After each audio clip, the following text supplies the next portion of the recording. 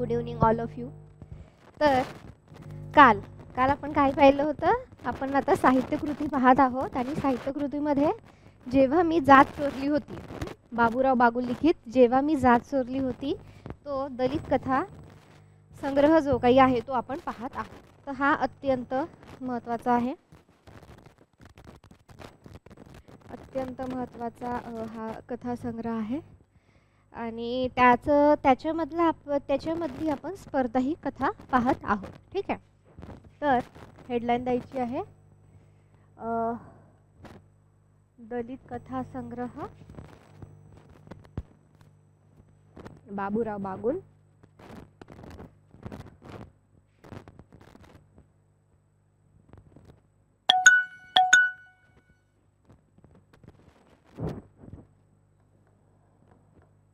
दलित कथा संग्रह कोणतं बघतोय आपण? जेव्हा मी जात चोरली होती. पुस्तकामध्ये उद्गार चिन्ह दिलेला आहे, पण उद्गार चिन्ह नाही आहे. ठीक आहे. उद्गार चिन्ह कशाला आहे? जो पाठ जी कथा आपल्याला दिली आहे शेवटी कथा 10वी, त्या कथा 10वीला उद्गार चिन्ह आहे. हे सगळ्यांनी इथे लक्षात घ्यायचं आहे, हे इथे नमूद करायचं आहे. ठीक आहे. Good evening all of you. Good evening. बघा आता काल काय झालं होतं, काल थोडासा नेटवर्कचा प्रॉब्लेम होता. तर नेटवर्कचा प्रॉब्लेम असल्यामुळं कालचं रेकॉर्डिंग आपण केलेलं आहे. तर आता आपण मला असं वाटलं की एक आपण साहित्यकृती ॲड करत जावी. अर्धबखर झालेला आहे ते आपण कंटिन्यू करूयात. पण एक कथा संग्रह वाचायला तुम्ही साहित्यकृती वाचायला तुम्ही सुरुवात करा. ठीक आहे. तर म्हणून आपण जेव्हा मी जात चोरली होती हा काय आहे? दलित कथा संग्रह आहे, जो कोणी लिहिलेला आहे? बाबूराव बागुल यांनी लिहिलेला आहे. तर त्याच्यामध्ये आपण कोणती कथा बघतोय? स्पर्धा.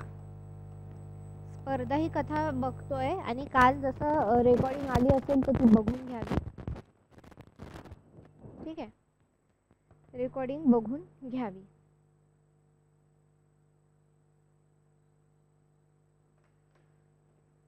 ओके. तर रेकॉर्डिंग सगळ्यांनी बघायची आहे.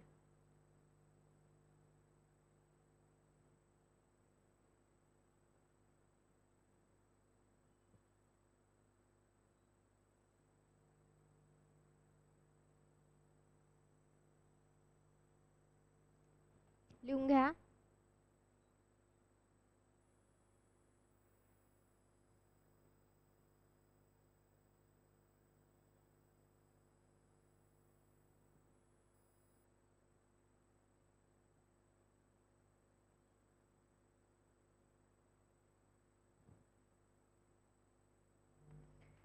काल आपण स्पर्धा पाहिली होती आणि कथा जेव्हा आपण काही वाचतो सुरुवातीला एक प्लेन रीडिंग आपल्याला महत्त्वाची आहे.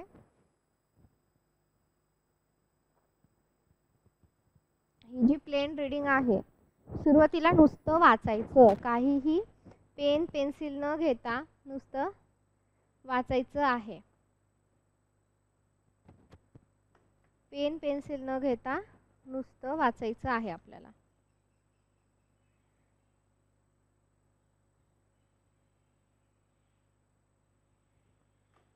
ओके. तर बघा इकडे लक्ष द्यायचं आहे. मग जेव्हा आपण सेकंड रीडिंग करतो तर त्या सेकंड रीडिंगमध्ये आपल्याला जर आपण मागच्या वर्षीचे प्रश्न पाहिले तर त्यानुसार त्याच्यामधले पात्र, नंतर संवाद काय आहे, एकंदरीत आशय, ह्या गोष्टीने आपला त्याचा विचार व्हायला पाहिजे. ठीक आहे. तर बघा काल आपण स्पर्धा ही कथा घेत होतो. आता बघा तुम्ही सगळ्यांनी हे पुस्तक घ्या लवकरात लवकर. जेव्हा मी जात चोरली होती, बघा हे 100 रुपयाचं पुस्तक आहे. फक्त असं पुस्तक आहे. काल रेकॉर्डिंगमध्ये दाखवलं, आज परत बघा तुम्ही. तर हा एक दलित कथा संग्रह आहे आणि याची प्रस्तावना जी आहे ती शिरीष पै, आचार्य अत्रे यांची कन्या, लेखिका, कवयित्री अशा प्रकारे. तर त्याच्यातली आपण आता स्पर्धा ही कथा पाहतोय. तर ह्या स्पर्धा ही जी काही कथा आहे, स्पर्धा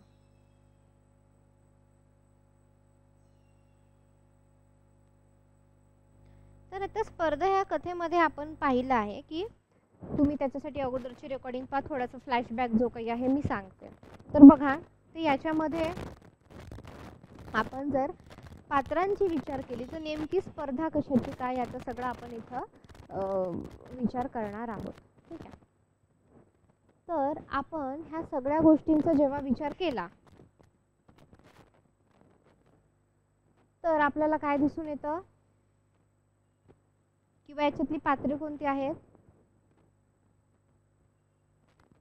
सांगा.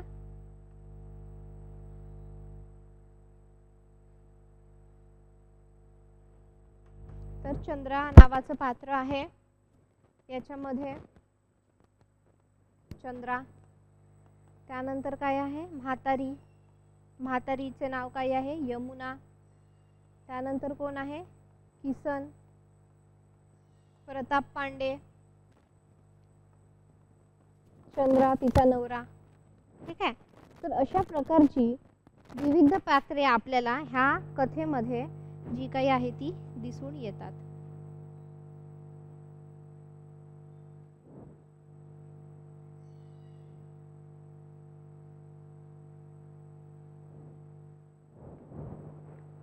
ओके.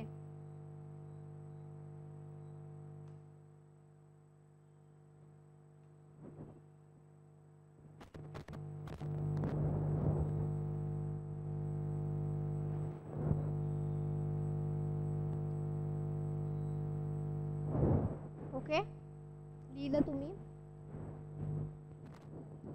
ठीक आहे. तर बघा, आता हा कथेच्या अनुषंगाने आपण जेव्हा विचार करतो तर एक थोडासा मी तुम्हाला इथे फ्लॅशबॅक दाखवते. तर हा फ्लॅशबॅक कसा आहे, तर हा फ्लॅशबॅक जो काही आहे तर असा आहे की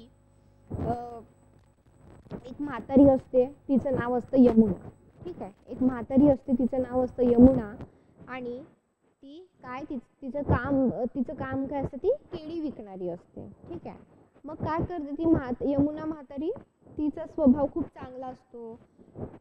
सगळ्यांना ती काय करते, आईच्या ममतेने, आईची जी ममता असते, माया असते, ती सगळ्यांसोबतचा तिचा व्यवहार तसा असतो. नंतर काय करते ती, तिची एक सुंदर तरुण काठी जी काही सून आहे, मग ती तिच्या सुनेला सुद्धा घेऊन येते. तर मग नंतर काय होतं की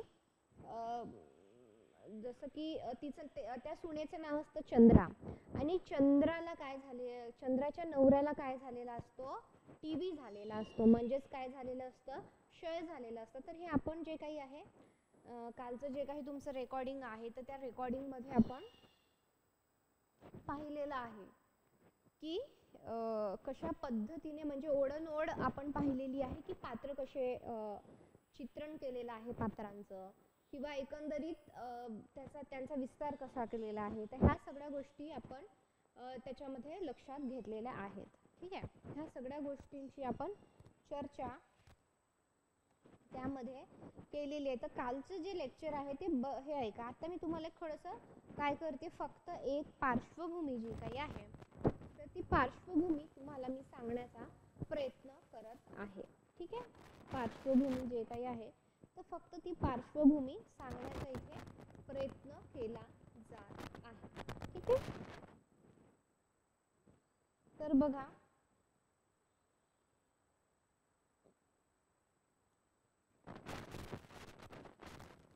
तर आता एक गोष्ट सांगायची झाली तर याच्यामध्ये काय आहे की काय म्हणू शकतो आपण त्याला,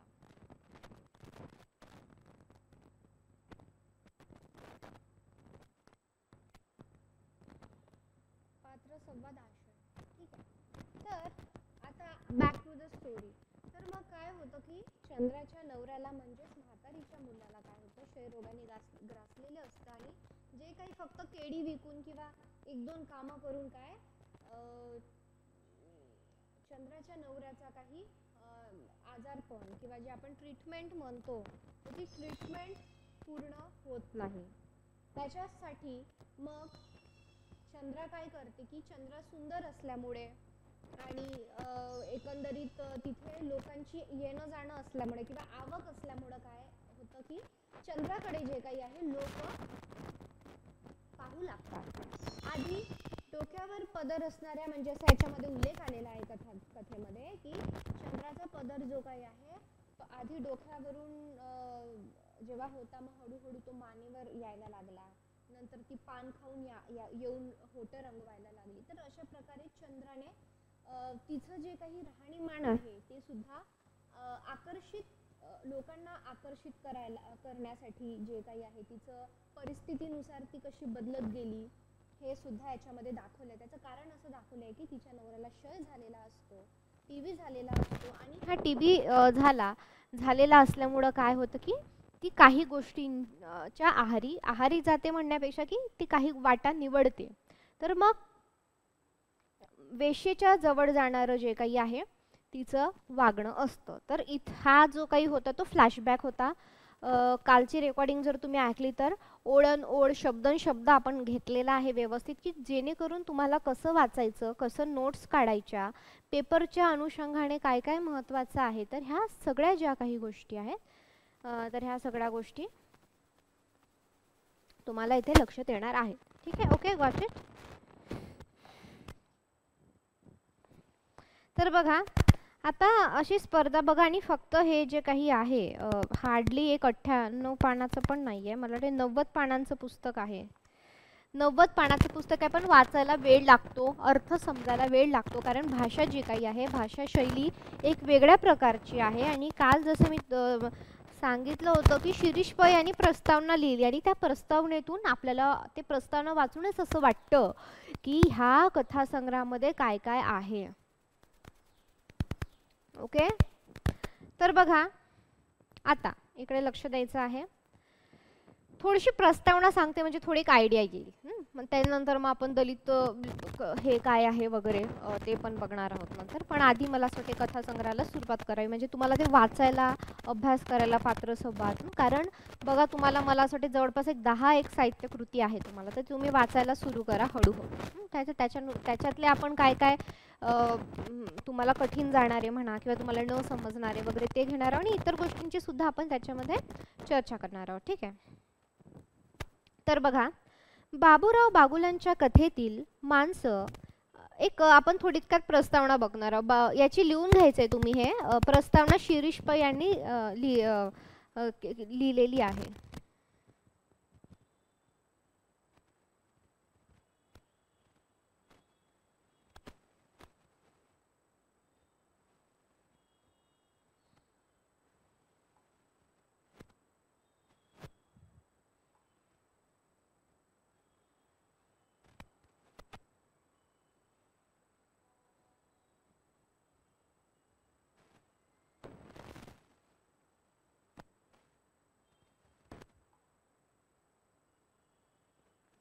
ओके, तर बघा बाबूराव बागुलांच्या कथेतील माणसं ही कुठल्या तरी टोकाला जाऊन म्हणजे हे प्रस्तावना कालही सांगितली पण आज कालची रेकॉर्डिंग काही लगेच आली नसेल, हे तुम्हाला ह्या कथासंग्रहातला एक मर्म कळावा.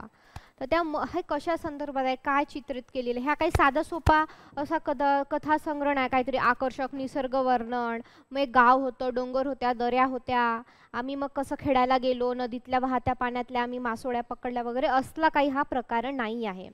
तर वास्तविकतेला धरून जातीचे चटके ज्यांनी खाल्लेले आहे, जातीचं वास्तव ज्यांनी पाहिलेलं आहे, जी लोक हीन जातीत जन्माला आली आहे, कनिष्ठ जातीत जन्माला आली आहे, दलित जातीत जन्माला आली आहे, त्यांच्या वाटेला काय काय आलेलं आहे की त्यांना प्राण्यांपेक्षाही आणि मनुष्यापेक्षाही जे काही आहे बत्तर वागवलेलं आहे, अशा लोकांबद्दलचा हा काय आहे कथासंग्रह आहे, जो की वास्तवाच्या आधारावर बाबूराव बागुल यांनी मांडलेला आहे. काल आपण बाबूराव बागुल विषयी माहिती पाहिली आणि त्यांनी जे काही वेगवेगळ्या कादंबऱ्या लिहिलेल्या आहेत किंवा काही कथासंग्रह लिहिलेले आहेत, कादंबऱ्या लिहिलेल्या आहेत, त्यांनी एकच कविता संग्रह लिहिलेला आहे, त्याचं नाव आहे मरण स्वस्थ होत आहे. त्याचबरोबर तर ह्या ज्या काही सगळ्या गोष्टी कालच्या लेक्चरमध्ये डिस्कस झालेल्या आहेत. ठीक आहे, अंडरस्टूड. तर आता हे बघू आणि नंतर एखाद दिवस आपण एक सेपरेट दलित साहित्य म्हणजे काय, ते कसं उदयाला आलं, प्रवर्तक कोण आहेत त्यांचे वगैरे, ठीक आहे, हे सगळं बघणार आहोत आपण. ठीक आहे, तर बघा हे शिकवायचं कारण असं आहे की एक तुम्ही पुस्तक घेऊन आता वाचायला लागणे, म्हणजे ते निराली पब्लिकेशनचं सांगितलंच आहे, पण आपल्याला घटक 10 मध्ये काय आहे, घटक 10 मध्ये आपल्याला काय आहे,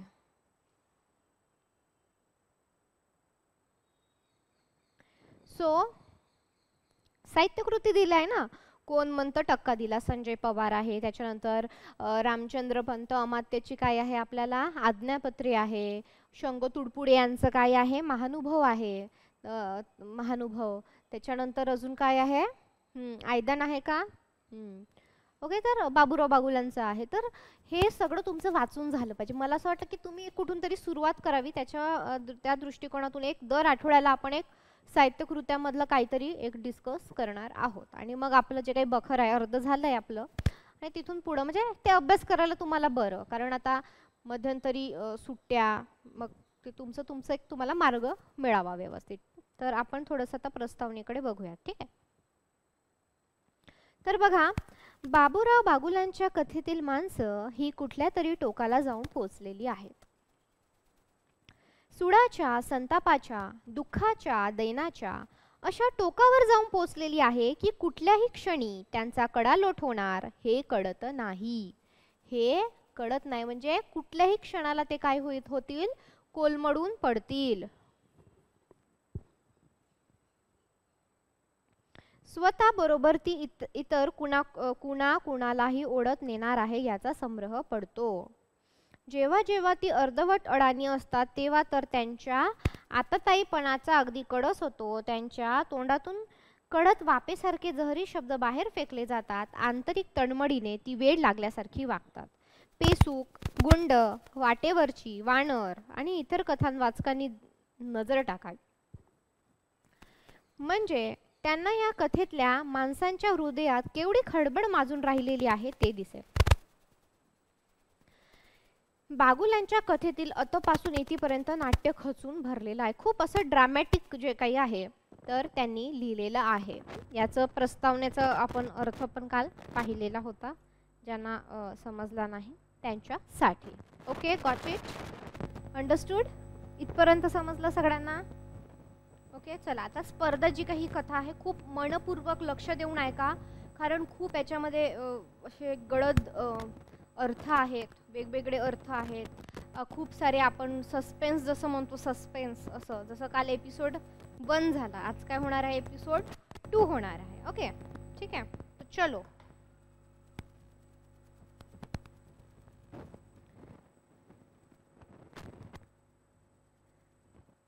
ठीक आहे,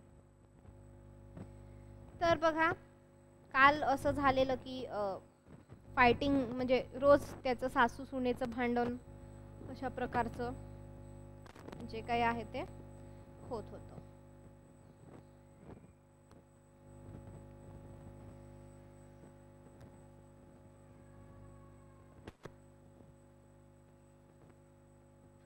तर बघा, आता तिच्या नवऱ्याला क्षय झाला आणि क्षय बरा व्हावा त्यासाठी जास्त पैसा मिळावा म्हणून अधिक उत्तान होई. माणसाला मोहित करणारे नाना ढंग करी. कोण? चंद्रा. विचारतील त्याला होकार देई. लोक देतील त्या वस्तूचा ती स्वीकार करत असे. ऐन वेळी कुठंतरी दडी देई. तिची वाट पाहत असलेले चडफडत आणि पुन्हा तिच्यासाठी झुरणी लागत. त्यामुळे तिची आमदनी पुष्कळशी वाढली होती, पण तिला एवढीही शांती नव्हती, कारण तिला एक भीतीभूत होऊन भयभयी करत होती. ती स्त्री असल्यामुळे तिला माहीत होते की ती फसवणूक किसन व इतर यापुढे सहन करणार नाही, आणि आपल्याही अंगात आता फसवण्याची ताकद राहिली नाही. कोणाच्या तरी हातात आपणाला पडावे लागेल, नाहीतर पैसे घेऊन फसवणारी बाई म्हणून कारखान्यापुढे कोणी पाऊल ठेवू देणार नाही. एखादा माथे फिरू रस्त्यावर बेअब्रू करायला अथवा जीव घ्यायला देखील कमी करणार नाही. आणि मग आपल्या नवऱ्याचे काय होईल, आपले काय होईल? जास्त पैसे मिळवून नवऱ्याला बरे करण्यासाठी एवढा आंधळेपणा केला नसता तर बरे झाले असते. म्हातारीची अब्रू राखून राहिली असती तर हे आत बाहेर पेंडलेले कुंड पेटले नसते. तर म्हणजे तिचं असं म्हणणं होतं की आता ती काही लोकांकडून पैसे घ्यायची, वेगवेगळ्या वस्तू घ्यायची, पण त्या लोकांना हवं असेल तर ती नंतर नंतर चाल ढकल पुढे मागे करत त्या गोष्टी ती पुढे नेत होती. तर त्याच्यामुळे काय की लोकसुद्धा तिच्यावर चिडायला लागले आहेत. आणि मग तू आमचा पैसा घेते किंवा आमच्याकडून वस्तू घेते आणि आम्हाला हवं ते देत नाही. त्याच्यामुळं काय आहे की जर कोणी रस्त्यावर माझी बेउबरू केली तर, माझा अपमान केला तर, किंवा कोणी काही मारायलाच धावलं, काही करायलाच धावलं तर मग ती अशी विचार करते की जर मी हे काम केलं नसतं, अशा प्रकारे वागले नसती तर म्हातारी म्हणजे कोण?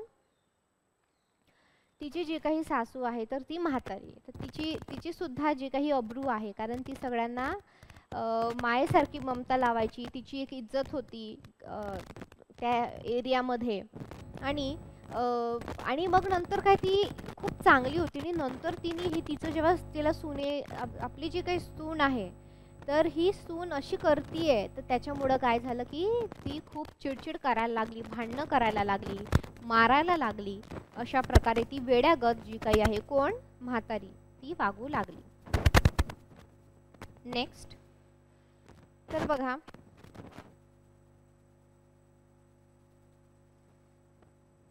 आता हे विचार मनात येताच ती स्वतःवर, नवऱ्यावर आणि आपल्या तारुण्यावर, वेडा झालेल्या सर्वांवर भयंकर चिडली. ही सारी चीड तिने आपल्या उभ्या असलेल्या म्हातारीवर काढली. बघ, माझ्या मागं लागू नको. म्हणजे काय? माझ्या मागे लागू नको असं कोण म्हणते? चंद्रा. चंद्रा कोण आहे? सून. ती कोणाला म्हणते? तिच्या सासूला, म्हणजेच म्हातारीला. ती कशी म्हणते? बघ, माझ्या मागे लागू नको. असाच तुझा त्रास होत राहिला तर अफू खाऊन जीव देईन. जर तू मला अशीच त्रास देत राहिली ना, मी अफू खाणार आणि मरून जाणार, मी जीव देणार. नाहीतर कुणाचा हात धरून नरकात जाईल. म्हणजे कुणाचा तरी हात पकडेल आणि पडून जाईल. समजलं? हात जोडून सांगते. आणि जर पुन्हा तोंड वाजवलं तर चपलेने तोंड सटकवी. असं कोण म्हणतंय? कोण म्हणतं असं? चंद्रा म्हातारीला म्हणते. तर हे कोण कोणास म्हणाले हे सुद्धा आपल्याला लक्षात राहिलं पाहिजे. नंतर म्हातारी कशी म्हणते? मार, आत्ताच मार. केलेल्या उपकाराची अशी फेड कर. म्हातारी बडबडत तिच्या अंगावर धावली. म्हणजे तर हे तुम्ही इमॅजिन करा, एक सून आहे, एक सासू आहे. सून सासूला अशी म्हणते, मग सासू पण म्हणते मार, आत्ताच मार. मी जे काही उपकार केले आहे, मी जे काही तुझ्यासोबत चांगली वागलेली आहे त्याची परतफेड अशीच कर. तर हे तुमच्या डोक्यामध्ये काय झालेलं पाहिजे? कल्पनाचित्र, एक असं चित्र उभं राहिलं पाहिजे. चित्र उभं कशासाठी राहिलं पाहिजे? की ते तुम्हाला आठवेल ना. मग आपण कधीही सिनेमे पाहिलेले विसरत नाही, त्याच्यातले पात्र विसरत नाही, त्याच्यातले डायलॉग्स आपल्याला आठवण राहतात. कशामुळे राहतात? कशामुळे राहतात?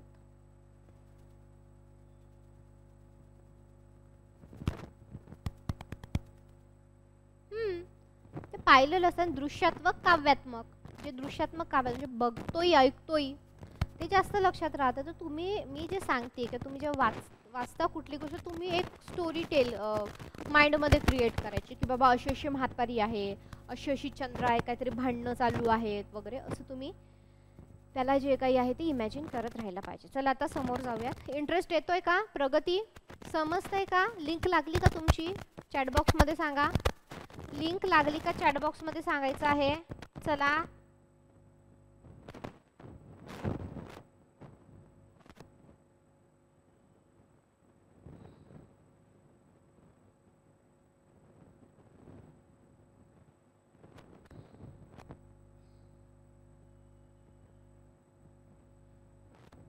लिहा. चला, लिंक लागते का सांगा चॅटबॉक्समध्ये.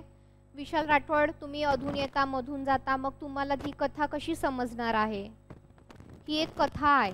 जर तुम्ही तुमचं पूर्ण लक्ष जर लेक्चरमध्ये असेल तरच तुम्हाला ही कथा समजणार आहे ना.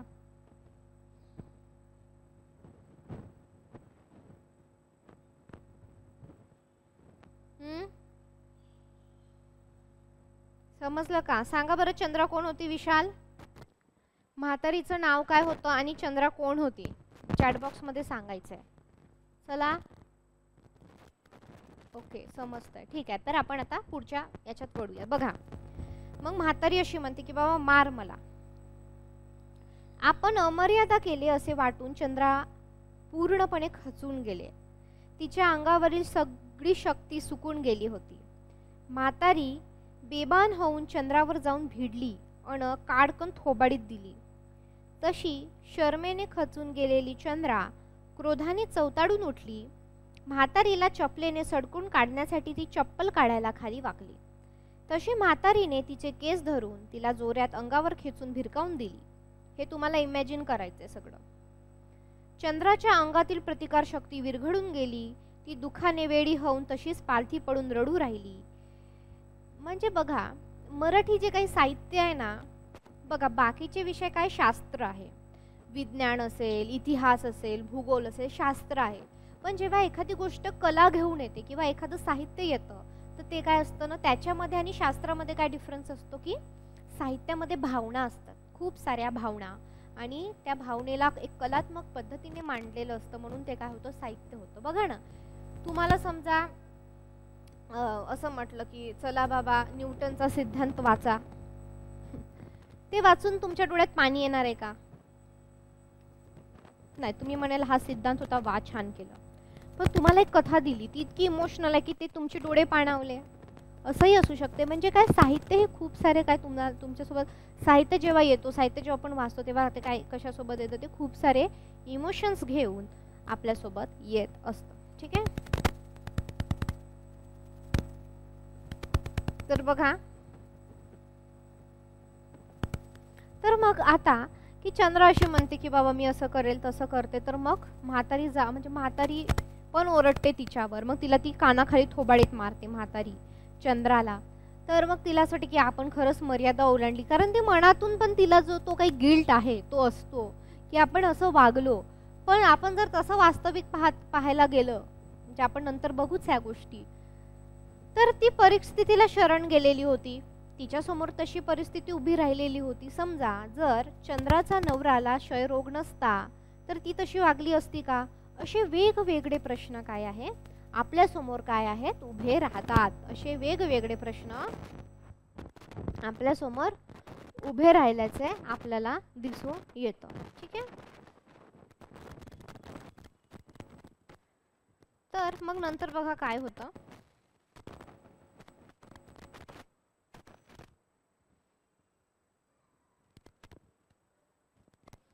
One second. तर मग काय होते की ती अशी म्हणजे तिच्यातली शक्ती निघून जाते आणि ती असं तिला खूप गिल्ट येतो. नंतर ती दुःखाने वेडी होऊन तशीच पालती पडून राहिली. तिचे रडे ऐकून किसनने म्हातारीला गचंडी द्यायला सुरुवात केली. तो तिच्याशी भांडत होता आणि चंद्राच्या तारुण्याने बहरलेल्या शरीराला भोगण्यासाठी आतुरलेल्या लोकांनी चंद्राला उठवण्याचे निमित्त करत तिच्यावर गर्दी केली. विकाराने वेडा झालेल्या त्यांच्या हाताने तिची दुर्दशा केली. म्हणजे असा सीन झाला, आणि असा सीन जेव्हा झाला तर ती अशी पडली खाली चंद्रा, आणि ती सुंदर होती, तरुण होती, देखणी होती, तरुण ताठर होती. त्याच्यामुळं काय की जे तिला भोगण्याच्या भावनेने, किंवा ती सुंदर होती तर मग तिला हवा असा स्पर्श करण्याच्या भावनेने काय करू लागले की तिथे त्यांनी गर्दी केली आणि तिथं हात लावू लागले. ठीक आहे. असं तुम्ही एक इमॅजिन करायचं आहे मला. नंतर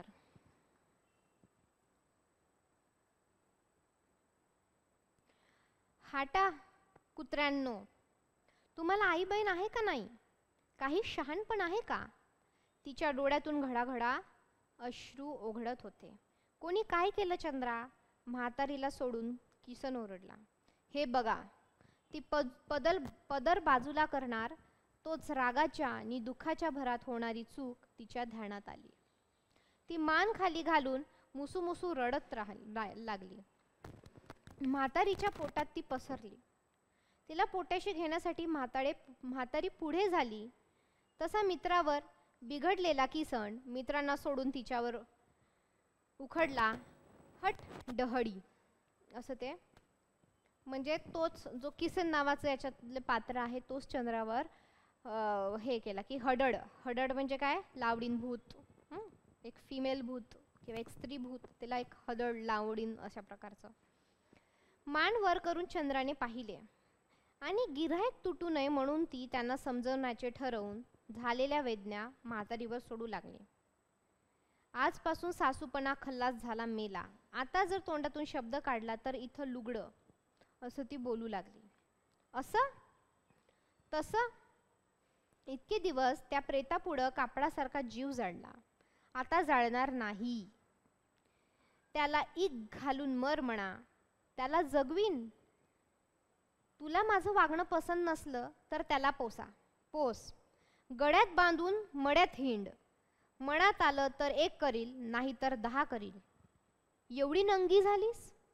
झाले, मीही नंगी झाले. तो मेला, मला परवा नाही. ती दमदाटी त्याच्या बापाला दे. बघा आता हे जे संवाद आहे त्याचा थोडा आपण अर्थ समजून घेऊया. की बघा, चंद्र आणि म्हातारी मधले हे संवाद आहे. तर चंद्रा काय म्हणते की आता ती त्रासून गेली आणि ती ओरडली आणि तिचे जे गिराईक आहे ते दूर व्हायला लागले. मग तिला भीती होती की मी ओरडले, मी अशी वागले तर माझे गिराईक दूर होतील आणि मग माझ्या पोटा पाण्याचं काय, पैशांचं काय. तर मग ती म्हातारीवरच ओरडू लागली, तिच्या सासूवर. तर ती म्हटली की आत्तापासून हे जे काही सासूपणा संपला, मेला. तू तुझ्या पोराला पोस. आता आजपर्यंत मी हे जे झालं, किंवा ती डायरेक्ट म्हणते की मी जे काही नंगी झाली किंवा जे काही नंगेपणा केला तर तो मी तुझ्या पोराला पोसण्यासाठी केलेला आहे. त्याला जिवंत ठेवलं आहे. तो जो आजपर्यंत जिवंत राहिला आहे तो माझ्या पैशांमुळं आणि हे जे सगळं काम केलं त्याच्यामुळे तो राहिलेला आहे. तुझ्यामध्ये दम आहे ना, तू पैसे कमव आणि तुझ्या मुलाला मोलाला पोस. आता माझी जी काही जबाबदारी आहे ती संपली. तुझ्या मुलाला म्हण तू विष खा आणि मर, मला काहीही परवा नाही. तर अशा प्रकारचे जे काही संवाद आहे तर ते कोणाकोणामध्ये आहे, म्हातारीमध्ये. आणि ते असं मग त्यांचं ती भाषा म्हणजे त्यांची जी काही भाषा शैली आहे त्या पद्धतीने त्यांनी मांडलेली आहे. ठीक आहे, आता पुढे आपण बघूया. ठीक आहे.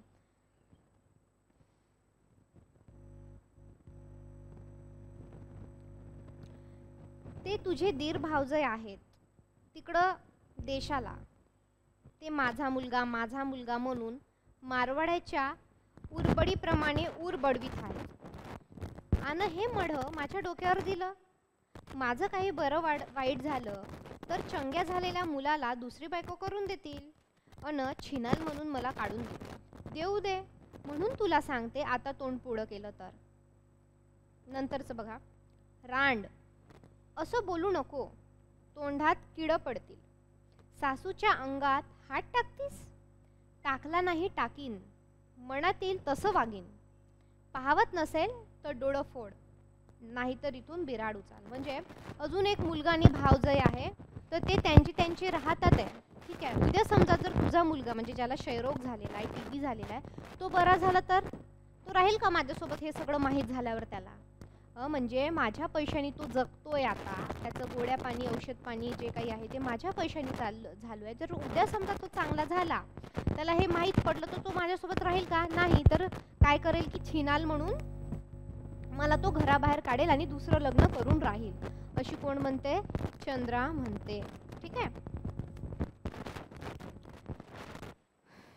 कळतंय का? तर आणि जेव्हा मी जाचोरली होती BA ला सुद्धा पण होतं काही जणांना MA ला सुद्धा त्यांच्या कथा होत्या. ठीक आहे. तर बघा, एवढा यांच्या जोरावर माज आलाय, पण मी बी शिवाजीची आई आहे.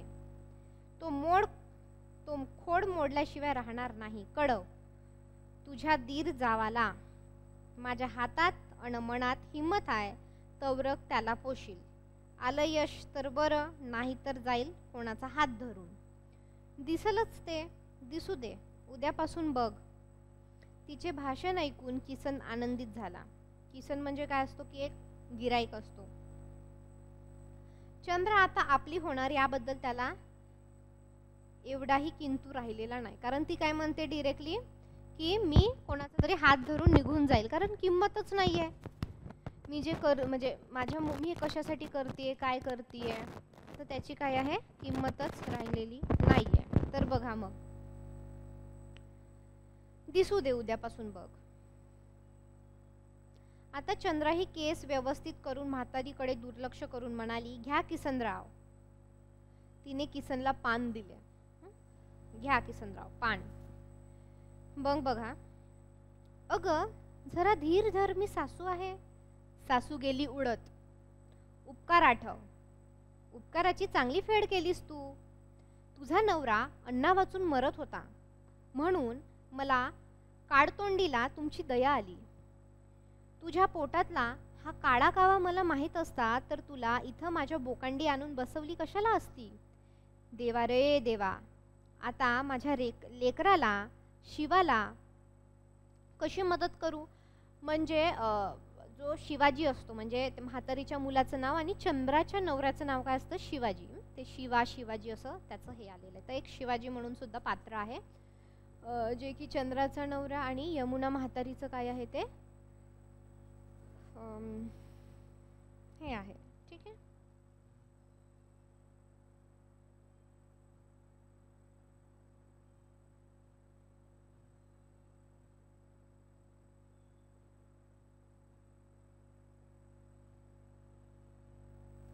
समजलं? कळलं तुम्हाला? तर बघा आता नंतर काय होतं आपण ते बघूयात.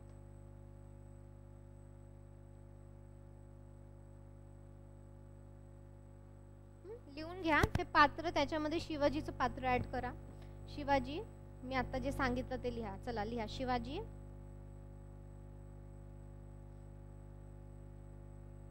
शिवाजी चंद्राचा नवरा आणि म्हातारी यमुनेचा मुलगा.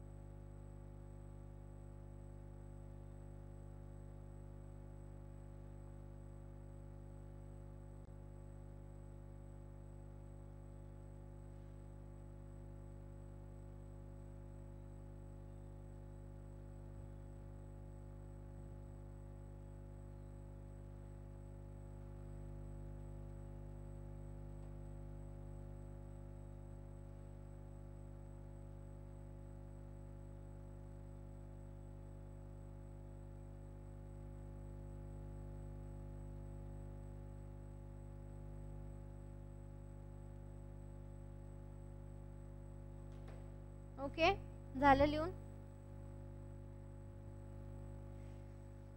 बघा तर नंतर काय होतं. देवा रे देवा, आता माझ्या लेकराला, शिवाला कशी मदत करू. त्याची पत्रावर पत्रे येतात. म्हातारीच्या डोळ्यातून अश्रूचे सर ओघळत होते. ती उंचंबडून येणारी हुंदके दाबीत पाठीजवळ गेली. भरलेली पाटी डोक्यावर घेऊन ती रडत म्हणाली, चंद्रे, बरं केलं नाहीस. मला माझा नवरा जगवायचा आहे, चंद्राने ताडकन उत्तर दिलं. आणि मलाही माझ्या जीवाचा, शिवाचा संसार करायचा आहे. चंद्रे, माझी सून रूपानं तुझ्याहून उजवी आहे. आणि म्हातारी निघून गेली. म्हातारीचे शेवटचे वाक्य ऐकून चंद्रा हादरून गेली होती. म्हातारीच्या सुनेच्या आगमनाने येणाऱ्या आपत्तीचा विचार करता करता ती घाबरून गेली. आणि म्हणून मनामधून भय काढून टाकण्यासाठी ती पानाची पिशवी उघडीत मगाशी तिच्यावर अंगाला दुष्टपणे झटकणाऱ्या एका कामगाराला हसत हाका मारू लागली. अहो मास्तर, इकडे या की हो. कशाला? किसनचा त्याच्यावरील राग गेला नव्हता आणि चंद्रा आपली होणार ह्या भावनेमुळे त्याला कोणताही मित्र नकोसा झाला होता. कशाला बोलवतीस त्याला? मग ती म्हणते, कोण म्हणते? चंद्रा. मला धंदा करायचा आहे ना. मी असल्यावर धंद्याची काय गरज? तुम्ही दररोज किती वाट्या केळं खाल? ती जोरजोराने हसत सुटली आणि तिच्या हसण्यातील आणि बोलण्यातील मर्म न कळल्यामुळे तिच्या तोंडाकडे टकमका पाहित राहिल्या. म्हातारी गेल्यामुळे तिच्या उत्साहाला नुसती भरती आली होती. दिसेल त्याला ती हाका मारित होती. शब्द अश्लील आहे, विनोद वाह्यात आहे याचा मुळीच विचार करत नव्हती. त्यामुळे पुन्हा गर्दी तिच्या भोवती जमू लागली. तिची विक्री तुफान होऊ लागली आणि तिच्या वागण्याने किसन तिच्यावर चिडला. पण तिच्या प्राप्तीसाठी त्याचा जीव तळमळत असल्यामुळे तो साऱ्या वेदना सहन करीत राहिला आणि असेच दिवसाचे 2 पक्षी पूर्वेकडे उडून गेले. नंतर बघा,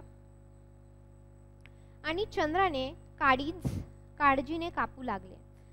कारण आता तिच्या भोवती आशक कुठलीही मर्यादा न ठेवता तिला वाटेल तशी चेष्टा करत होते. तिला अंगाला कुठेही सहज हात लावत होते. आतापर्यंत तिने ज्याला फसवले होते तो प्रत्येक जण तिच्या पाशी तिचे शरीर मागत होता. किसन मात्र मुका होता. तो मधून मधून येत होता आणि थोडा वेळ बसून जात होता. त्यामुळे ती अधिकच घाबरून गेली. परंतु किसनला ती थांबून धरू शकत नव्हती. तिने त्याला तसे थांबवले असते तर तिला त्याच्या स्वाधीन व्हावे लागले असते. अन तो तिच्या जातीचा नसल्यामुळे, काय म्हटलेलं आहे ते, तो तिच्या जातीचा नसल्यामुळे तिला तसे करणे पाप वाटत होते. म्हणजे आपण असं इथे म्हणू शकतो की एक आपल्याला इथं काय रिअलाइज होते की किसनचं काय आहे, किसनला चंद्रासोबत राहायचं आहे, लग्न करायचं आहे किंवा प्रेम आहे असं आपण एक म्हणू शकतो किसनचं जे काही आतापर्यंतचं वागणं आहे ते पाहून. पण चंद्राला तसं काही करायचं नव्हतं. कारण काय दिलेलं आहे, तो तिच्या जातीचा नव्हता. ठीक आहे. परंतु तू जवळ असल्यावर तिला सुखाचे वाटत असे. असाच तो एकटाच असताना ती म्हणाली, म्हातारी येईना कशी, बरी गेली बिन दवाची खरूच. किसन म्हणाला, नाही हो, ती चांगली आहे. तिच्या पोराला खरंच गरज आहे. त्याचे पत्रावर पत्र येतात अन इकडे मी तर म्हातारीला पुरी बर्बाद केली आहे. तिला इथून घालवून देण्यासाठी उधारीही बुडवून टाकली आहे. त्यामुळे वैतागली, वाघासारखी रागवून धिंगाणा घालू लागली. अन माझ्यावर सूळ उगवण्यासाठी जर तिनं तिची सून आणली तर तिला काय असतात, दोन मुलगा. कारण इथे दीर भावजाईचं आपण मग अशी उदाहरण पाहिलेलं आहे. मग जर ती तिच्या दुसऱ्या सुनेला घेऊन आले तर माझ्या भावजाईला तर काय होईल, किसनने विचारले. आपल्या रूपावर मोहित झालेले बरेचसे लोक नाक घाशीत आपल्यापेक्षा सुंदर स्त्रीकडे जातील ह्या भीतीने भारावून ती म्हणाली, माझ्यावर अरिष्ट येईल. म्हणजे तिलाही असं वाटू लागलं की समजा ती आली आणि यांचा धंदा काय होता, केडे विक्रीचा धंदा होता. आणि मग केडे विक्रीचा धंदा करता करता बाकीचं ज्या गोष्टी आहेत आकर्षित करणं म्हणा किंवा इतर ज्या काही गोष्टी, त्या मग असं वाटू लागलं की समजा तिने आणली तर ती सुद्धा बाबा केडे विकेल आणि ती माझ्या जे काही धंदा आहे एकंदरीत, ती माझा धंदा कमी होऊ शकतो याच्यामुळं. ती तुझ्यापेक्षा सुंदर आहे. किसनच्या या प्रश्नाने दुःखित झाली आणि तिच्या मनात किसनबद्दल संशय आला, चीड आली. होय, ती आल्यावर मी काय करू? मी आहे की तुझ्यासाठी चंद्रा. आता थांबत नाही. तू मागशील ते देईल. माझा फंड, सर्व्हिस, गावची शेतीवाडी, घरदार तुझ्या नावाने करतो. तुला राणीसारखं ठेवतो. असं कोण म्हणतोय? किशन चंद्राला म्हणतोय. म्हणजे तो तिच्यावर प्रेम करतोय. त्याचं म्हणणं आहे की हे तू सगळं सोडून दे, माझ्याशी लग्न कर आणि मी तुला चांगलं ठेवतो. हे सगळ्यातून तू बाहेर पड. किसनच्या या प्रेमळ भाषणाने तिचे हृदय आनंदाने भरून येण्याऐवजी रागाने खदखदू लागले. ती आवाज ताब्यात ठेवून खोट्या अज्ञानाने म्हणाली, किसनराव, तुमची जात काय हो? तिच्या ढोंगीपणाने नि व्यंगात्मक सवालाने जखमी होऊन तो म्हणाला, चंद्रा, तू मला असं विचारायला नको पाहिजे होतं. असं विचारायचं होतं तर मी देत होतो ते घ्यायचं नव्हतं. मला प्रत्येक वेळी वायदे करायचे नव्हते. कित्येक वेळ तुझे डोळे वेडे झालेले मी पाहिले, तुझे शब्द ऐकले, म्हणून मी धीर धरला. तुला वेश्यावत मानली नाही. मला माहीत आहे तू वेश्या नाहीस, पण वागलीस मात्र वेश्येसारखी. अन कधी तुझ्या नशिबी तशी वेळ आली तर दहांचीही होण्याअगोदर तू मला हाक मार. तो ताडकन उठून गेला आणि त्याच वेळी सुट्टीचा भोंगा वाजून कामगारांचा लोंढा बाहेर उसळत आला. तर बघा, हे आपण थोडं समजून घेऊया की आता हा जो काही किसनराव आहे, आता आपल्याला जे काही आपण सगळं तुम्ही ऐकलंय किंवा आपण जे काही या कथेच्या माध्यमातून पाहतोय ते त्याच्यावरून एक गोष्ट लक्षात येते की किसनचं काय आहे, चंद्रावर प्रेम आहे. आणि ते प्रेम कसं आहे, अनकंडिशनल लव आपण ज्याला म्हणतो, की त्याला माहीत आहे की ती वेश्येसारखी वागत आहे. तिचं लग्न झालेलं आहे, तिच्या नवऱ्याला टीबी आहे, तिचं एक सांसारिक जीवन कसं चाललेलं आहे. ती वेश्या जरी नसली तरी ती वेश्येसारखी वागत आहे. अनेक पुरुषांसोबत जे काही आहे तिचे संबंध आहे, तरी किसनला चंद्रा आवडते, त्याच्यामुळे हे त्यांनी सगळं काय केलं, ह्या गोष्टींचा स्वीकार केला आहे. आणि तो पुढे जाऊन काय म्हणतो की तू हे सगळं सोडून दे आणि माझ्यासोबत राहा, आपण दोघं राहूयात, मी सगळं तुझ्या नावावर करतो, तुला राणीसारखं ठेवतो. तेव्हा चंद्रा काय म्हणते, किसनराव तुमची जात काय आहे? मग ते जात काय आहे हे कुठं येतं, जेव्हा मी जात चोरली होती इथं आपल्याला ते दिसून येतं की बघा जात कशी वर्क करते. की चंद्राला एक संधी मिळाली आहे तिचं आयुष्य अजून एक शांततेने, संयमाने, एक सुखी तिचं आयुष्य जगण्याचं तिला एक संधी मिळालेली आहे. पण मग किसनराव म्हणतो की आत्तापर्यंत जे काही तू माझ्याकडून वागली, माझ्याकडून तू पैसे घेतले, मला तुझ्या डोळ्यांमध्ये ती धुंद दिसली, तो वेडेपणा दिसला माझ्यासाठी, किंवा तू मला खूप सारे आश्वासन दिले, तू मला काय केलं आहे, खूप सारे स्वप्न दाखवले आहेत, पण त्याचं काय, असं खोटं खोटं का वागलीस ना तू माझ्यासोबत. म्हणून काय जी आहे ती एक प्रकारचं जे कन्व्हर्सेशन आहे ते संभाषण याच्यामध्ये दाखवण्यात आलेलं आहे. कळतंय तुम्हाला याच्यामध्ये?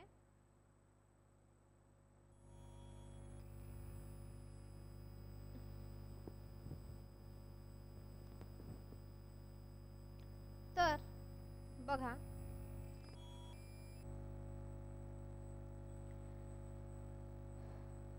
हो किसनराव. नंतर चंद्रा म्हणते, हो किसनराव, तिच्या सततच्या स्वप्नातील शय्यासोबत सोबत्याला हाक मारण्यासाठी तिचा जीव तडफडला, पण तिच्या तोंडातून शब्द बाहेर पडले नाही. नि पडले असते तर गर्दीत घुसलेल्या किसनला ते ऐकू गेले नसते. सुटलेला कारखाना जाईपर्यंत आणि हे जे काही त्यांचं केडे विक्री, म्हणजे तिची म्हातारी आणि तिची सून जी काही केडे विक्री करायची, तर ते कुठं असायचे की एक कारखाना होता, तिथं कामगार लोक वगैरे राहायचे, तर त्याच्या जवळच जे काही आहे केडी वगैरे असायचे. सुटलेला कारखाना जाईपर्यंत ती विक्री करत होती आणि तिच्या अंतरी किसनचे भयंकर जहरही वाके निधात होते. तिच्या निदादत होते नाही का, असा इको, जसं सिरियल किंवा पिक्चर बघताना ते असे कोणतरी काहीतरी बोललं आणि मग ते 10 वेळा ऐकू येतं त्याला. काय तर हिला काय ऐकू येतं, तू वेश्या नाहीस पण वागलीस वेश्येसारखी.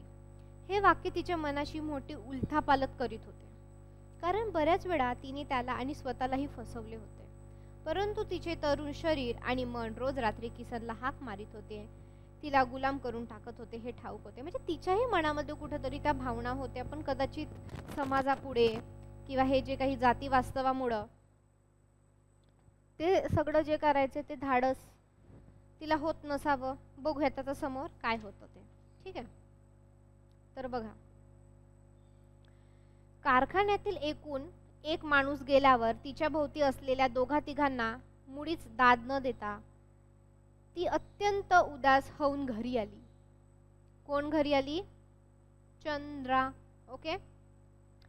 ती दुसऱ्या दिवशी आली आणि म्हातारीला पाहून तिची कमजोर झालेली इच्छाशक्ती फटकन फाटून गेली, कारण संबंध कारखान्याला आश्चर्याचे धक्के देत यमुना म्हातारी एका तरुणी छटेल छोकरीला बरोबर घेऊन बसली होती आणि मोठमोठ्याने सर्वांना हाका मारत होती. तिथे काम करणाऱ्या सर्व कामगारांनी तिला संपूर्ण माहिती असल्यामुळे ती एखाद्याला जवळ बोलवून त्याच्या कानाशी काहीतरी सांगत होती. म्हातारीने काय केलं, एका दुसऱ्या मुलीला, ती तरुण आणि छटेल छोकरी असं तिचा उल्लेख केलेला आहे, तर ह्या तरुण एका छोकरीला ती घेऊन आलेली होती आणि ती सोबत घेऊन बसली होती. आणि म्हातारी ज्याच्या कानाला लागली त्याच्याकडे पाहून छटेल पोर चमत्कारिक हालचाली करत होती. म्हातारीची विक्री होऊ लागली होती. तिच्याकडे जाणारे प्रत्येक गिराईक बघून चंद्रा पराजयाच्या भावनेने पिसून पीठ होत होती, चिडून धीट होत होती आणि म्हातारीला जाऊन जाब विचारावा असे ती ठरवत होती. पण ती जागची उठली नाही. तिच्याकडे नित्यनेमाने येणाऱ्या मंडळीपैकी एकही जण आज तिच्याकडे आलेला नव्हता. प्रत्येक जण पोरीभोवती घोटाळत होता. किसन एखादा तिच्याकडे नजर टाकून कारखान्यात गेला होता. तो म्हातारी जवळ थांबला नाही याचा आनंद तिला वाटला, पण तो आपल्याकडे आला नाही म्हणून दुःखाने तिचा ऊर दाटला. ती बसली होती कारण लोक तिच्याकडे येऊन केडी घेऊन गेले होते. काल तिच्या अंगावर गर्दीत हात टाकणारा एक गिराईक तिच्याकडे येऊन म्हणतो, चंद्रा, तिला तू ओळखली का? हो. चंद्रा काय म्हणते? हो, ती वेश्या आहे. तुलाही आता तिच्यासारखंच बनावं लागेल, तो माणूस म्हणाला. आणि चंद्राचे उत्तर ऐकण्यासाठी तिच्याकडे पाहत राहिला. तिला त्याचा एवढा संताप आला होता की त्याच्या थोबाडीत ठेवावी असे तिला वाटले. परंतु ती गप्प राहिली. तिच्या तोंडातून एकही शब्द देखील बाहेर पडला नाही. ती काहीच उत्तर देत नाही असे पाहून तो निघून गेला. तशी चंद्रा आलेली आसवे डोळ्यात आठवीत सासू जवळ जाऊन हळू आवाजात म्हणाली. काय म्हणाली बघा,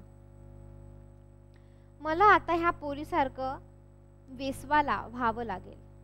म्हणजे मला ह्या पोरीसारखं आता वेश्या व्हावं लागेल. तुम्हाला माझी पाठी सांभाळावी लागेल.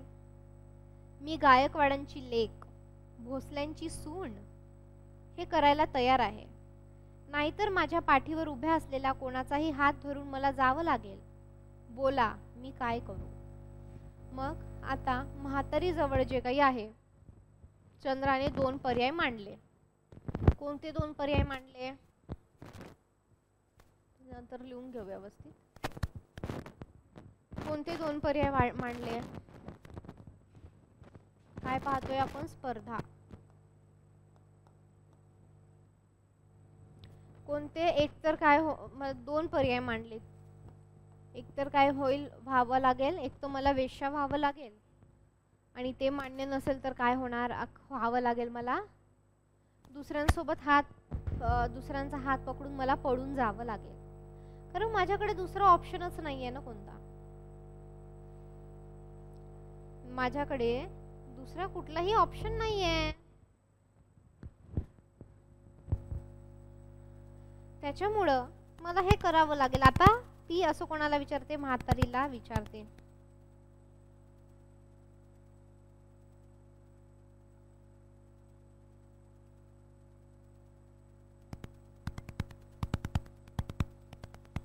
ठीक आहे.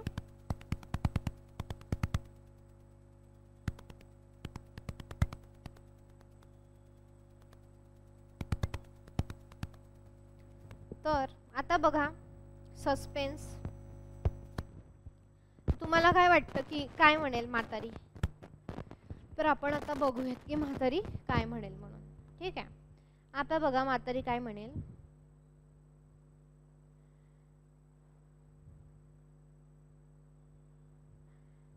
म्हातारी काही बोलली नाही. तिच्याकडे कधीच न येणारे गिऱ्हाईक आज वळत होते.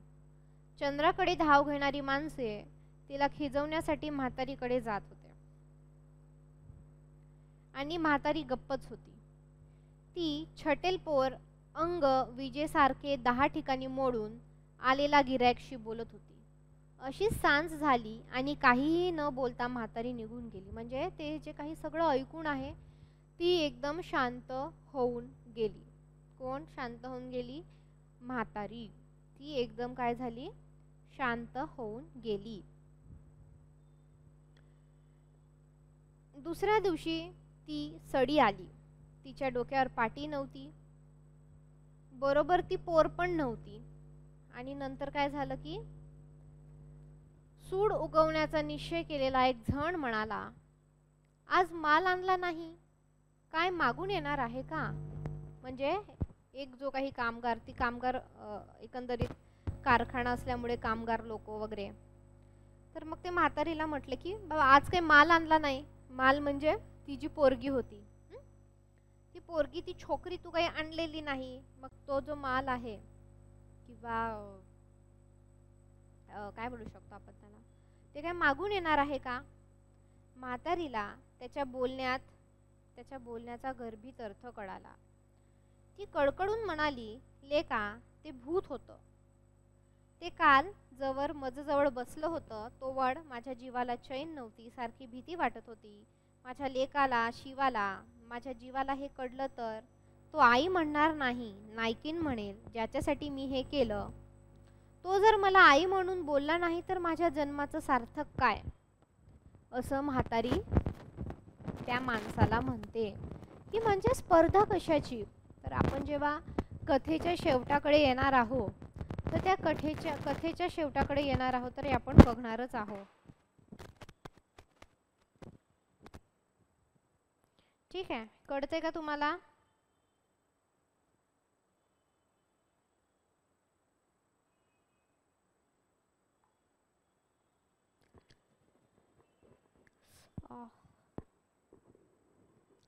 कळतं का? चंद्रा ही माझी सून.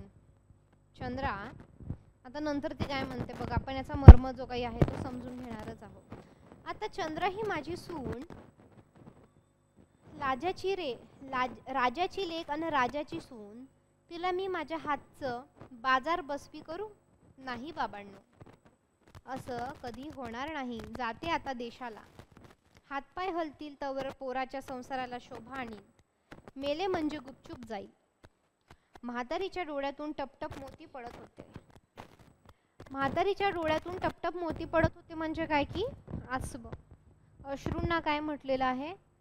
मोतींची जी काही उपमा आहे ती दिलेली आहे.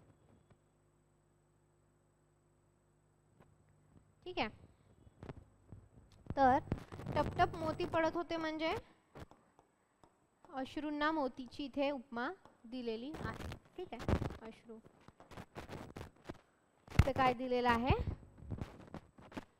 मोतीची उपमा दिलेली आहे. कळतंय? म्हातारीच्या डोळ्यातून टपटप मोती पडत होते. ते न पुसता म्हातारी चंद्रापाशी जाऊन तिच्या डोक्यावर हात ठेवून म्हणाली, पोरी मी चुकले. शिवाच्या मायेनं चुकले. चंद्रापाशी गेली आणि तिला ते रिअलाइज झालं की आपण चंद्रा जी काही करताय ती कशासाठी करते, काय चुकले. मग म्हातारीच चंद्राला म्हणते का बा पोरी मी चुकले.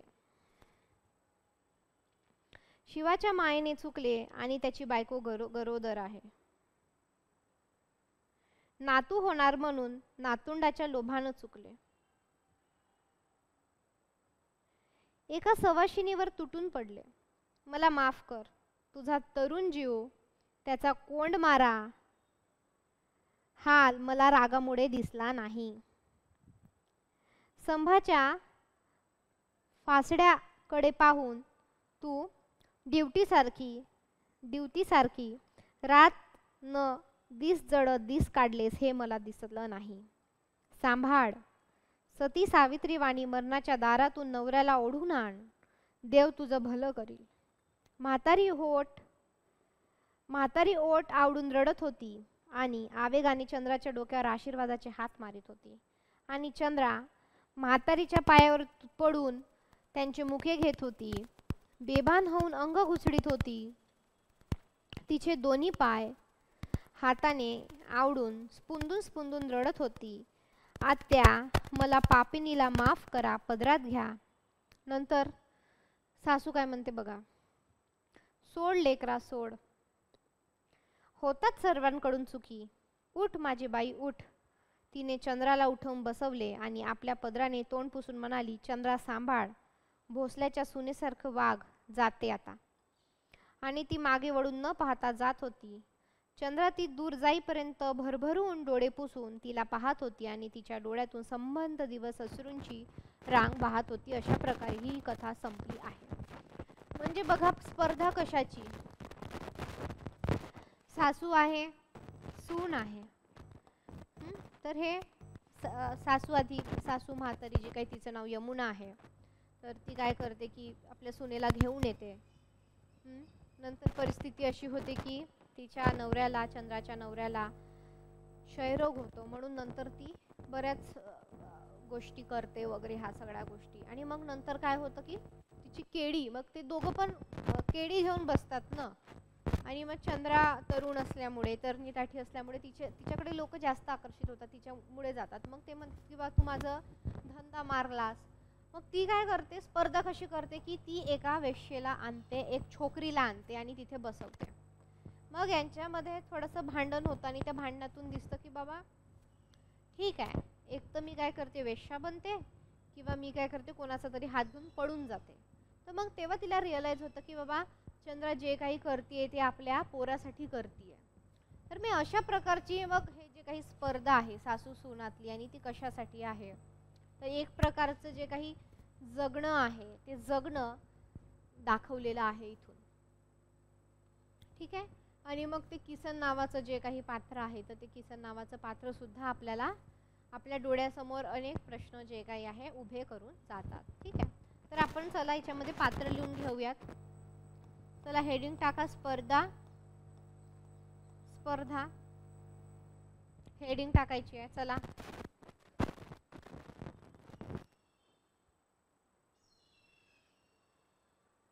हा बरोबर आहे, केळी विकायची. बरोबर आहे, केळी विकायची. तर बघा पात्र, पात्र म्हणजे काय, त्याच्यातले ॲक्टर्स असं लक्षात ठेवायचं. त्याच्यामधले जे काही ॲक्टर्स आहे की बाबा त्यांनी त्याच्यामध्ये कोण कोण होतं, त्याच्यातले पात्र कोण आहे, ॲक्टर्स कोण आहे, कोणकोणत्या व्यक्ती आहेत त्यांना काय म्हटलं जातं, पात्र म्हटलं जातं. आणि पात्रांवर काय आहे आपल्याला प्रश्न विचारले जातात. पात्रांवर काय केलं जातं, आपल्याला प्रश्न विचारले जातात. ठीक आहे. चला लिहा पात्र. चला पहिलं पात्र लिहा चंद्रा. चंद्रा, चंद्रा.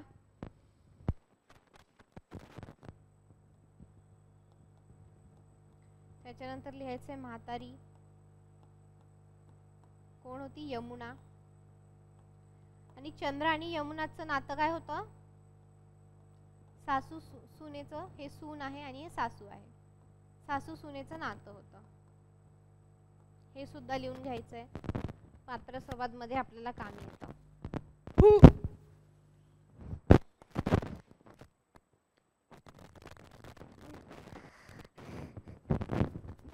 सॉरी.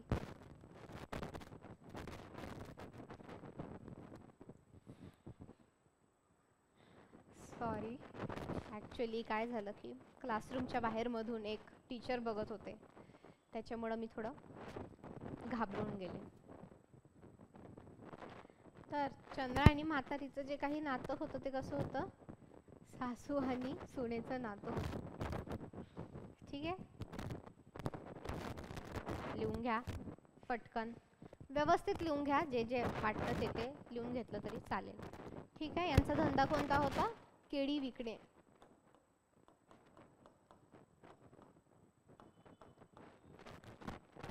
केळी विकणे हा त्यांचा धंदा होता.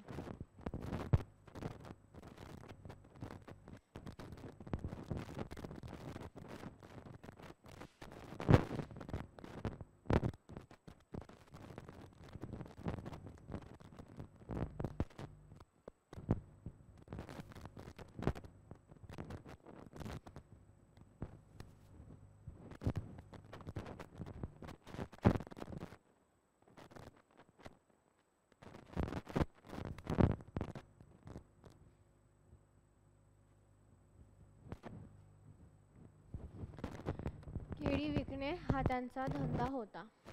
आणि हे कुठं विकायच्या, कारखान्याजवळ. लिहा कारखान्याजवळ. त्यांचं जे काही विकण्याचं ठिकाण होतं ते कुठं होतं, कारखान्याजवळ होतं.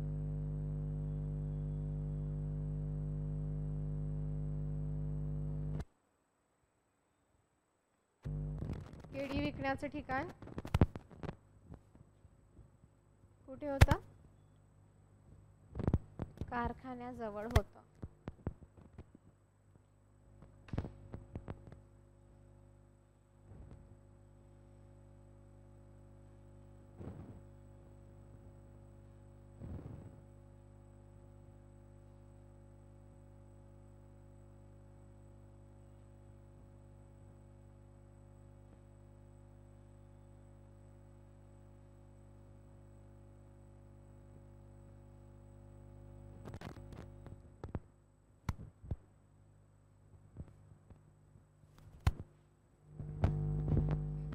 ठीक आहे. नंतर लिहायचं आहे खरखर काय, कारखान्याजवळ. येस, कारखान्याजवळ. बरोबर, कारखान्याजवळ. मग तिथंच काय होते, कामगार होते आणि ते कामगार मग गिराईक म्हणून होते. ठीक आहे. नंतर कोण होता, किसन. किसन लिहायचं. किसन पण एक कामगार, एक गिराईक होता. त्यानंतर काय आहे, शिवाजी. शिवाजी हा कोण होता? म्हातारीचा मुलगा आणि चंद्राचा नवरा, असं लिहायचं आहे. आणि आधी एका व्यक्तीचं चित्रण आलंय, त्याचं नाव आहे प्रताप पांडे. प्रताप पांडे. चला लिहून घ्या. हे शिवाजीचं व्यवस्थित लिहून घ्यायचंय. चला लिहून घ्या पटकन.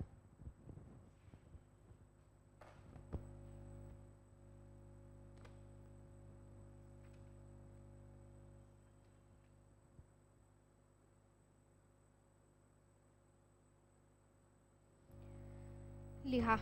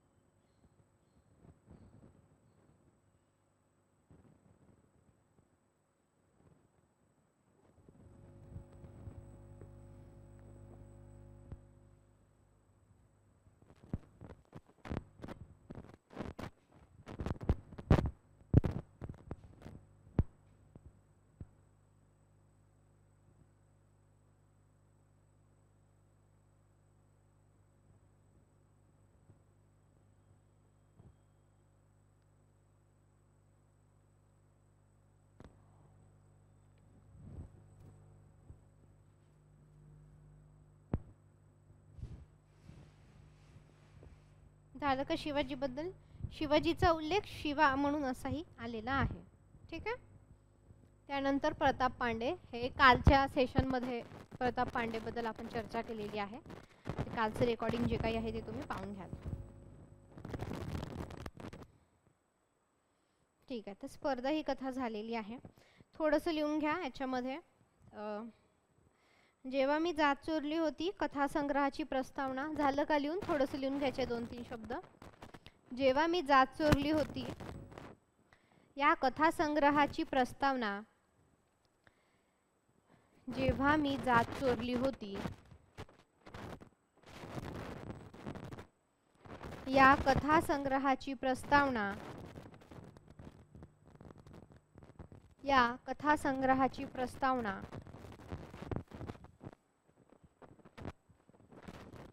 या कथासंग्रहाची प्रस्तावना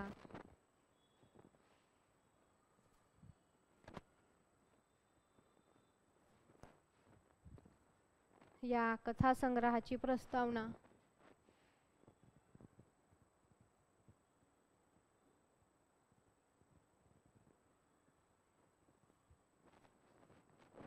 शिरीष पै यांनी लिहिलेली आहे. यांनी लिहिलेली आहे. ठीक आहे. तर बघा आता याच्यामध्ये एकूण किती कथा आहेत? 10 कथा आहेत. किती कथा आहेत? 10 कथा आहेत. ते 10 कथेची नावं, कारण आपल्याला प्रश्न विचारतात की जेव्हा मी जात चोरली होती ह्या कथासंग्रहातील खालील कथा कोणत्या, किंवा अशी 2-3 नावं देणार. समजा पेसूक, बोव्हाडा, विद्रोह. ह्या कथा खालीलपैकी कोणाच्या आहेत किंवा कोणत्या कथासंग्रहातील आहे, कोणी दिलेल्या आहेत, असे आपल्याला प्रश्न आलेले आहे मागच्या वर्षीच्या प्रश्नपत्रिकेमध्ये. तर चला लिहून घ्या. एकूण 10 कथा. चला लिहून घ्या. कथासंग्रह. ह्या कथासंग्रहातील कथा लिहा. चला पहिली लिहा. काळोख्याचे कैदी. पहिलं लिहायचं आहे काळोख्याचे कैदी. काळोख्याचे कैदी.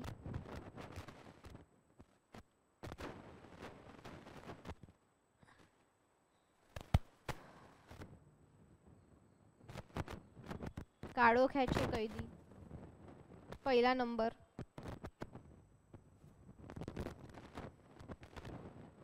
दुसरं लिहा गुंड. दुसरं लिहा गुंड.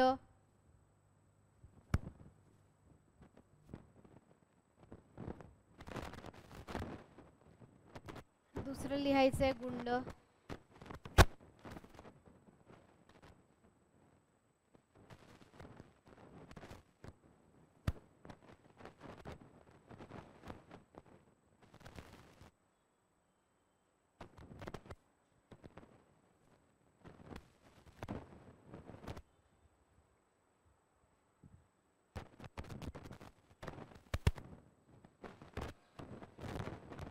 तिसरं लिहायचं आहे बोव्हाडा. बोव्हाडा कसं लिहिणार? आपण मागे बोवाडा पाहिलं होतं थोडंसं. बोव्हाडा तिसरं, थांबा, बोवाडा कसं लिहायचं बघा. बो अर्धा व त्याला हा आणि डा, बोव्हाडा. बोव्हाडा आपण बघणार आहोत. मागं तुम्हाला थोडीशी माहिती लिहून दिली, पण बाबूराव बागुलनी अख्ख्या बोवाड्या याच्यावरच जे काही आहे ते कथा लिहिलेली आहे. आपण ते बघणार आहोत. प्रत्येक कथा आपण बघणार आहोत, कारण हे समजायला थोडंसं तुमच्या दृष्टीने पहिल्या 2-3 रीडिंगमध्ये समजणार नाही, थोडंसं क्लिष्ट वाटू शकतं. त्याच्यामुळे जे जे आहेत ते आपण घेणार. बोवाडा, बोवाडा. त्यानंतर लिहा वाटेवरची. आता बघा याच्यातल्या ज्या काही कथा आहेत ना, जसं की उदाहरण पेसूक वगैरे, वाटेवरची, स्पर्धा, तर स्त्री प्रधान कथा सुद्धा त्यांनी लिहिलेल्या आहे. आपल्याला आपण बघतो की पुरुष प्रधान जो काही आपला समाज आहे, तर बऱ्याच गोष्टी पुरुष केंद्री, पुरुषाला केंद्रस्थान, जसं आपण सिनेमेही बघतो, तर काय बा हिरो, हिरोगिरी, हिरोपंथी. स्त्रीचं जे काही कॅरेक्टर असतं किंवा स्त्रीचं जे पात्र असतं ते दुय्यम दाखवलं असतं. काय बाबा, ती फक्त काय त्याची प्रेयसी आहे, त्याची पत्नी आहे, तेवढंच तिची हे दाखवली आहे. पण मेन हिरो किंवा हिरोपंथी करणारा कोण दाखवला जातो? पुरुष दाखवला. असे म्हणजे खूपच सिनेमे आहे. म्हणजे जर आपण एक 95% 90 ते 95% सिनेमे असेच आहे, पण असे स्त्री प्रधान, म्हणजे ज्याच्यामध्ये स्त्री प्रधान असते, एक प्रमुख भूमिकेच्या, एक हिरो च्या भूमिकेमध्ये असते, असे खूपच आहे, कमी आहे. तुम्ही सांगू शकाल का असे स्त्री प्रधान मूवी? जसं मराठीतला विचार केला तर मराठीमध्ये एक हिरकणी नावाचा मूवी आला होता, चित्रपट, तो आहे. त्यानंतर कोणता आहे आपल्याला?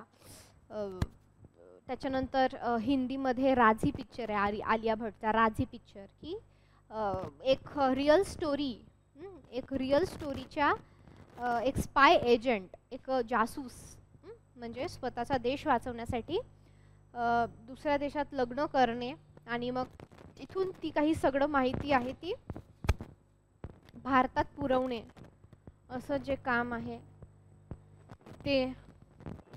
तर असे स्त्रीप्रधान जे काही आहे ते पुरत. पण बाबूराव बागुलांनी जे लिहिलं ते स्त्रीप्रधान,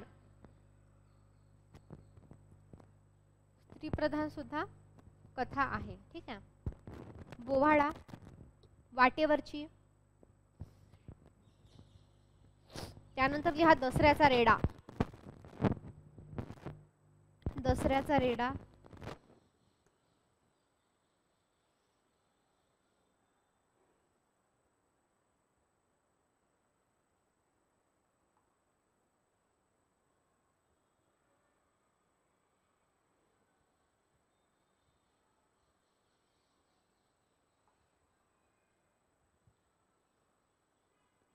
दसऱ्याचा रेडा. नंतर वानर, वानर. नंतर लिहायचंय पेसूक, पेसूक. नंतर स्पर्धा, स्पर्धा आपण आत्ताच पाहिली. ठीक आहे, लिहा स्पर्धा. नंतर लिहायचंय विद्रोह, विद्रोह. आणि लास्ट मध्ये लिहायचं जेव्हा मी जात चोरली होती. आणि इथं उद्गारवाचक चिन्ह येणार.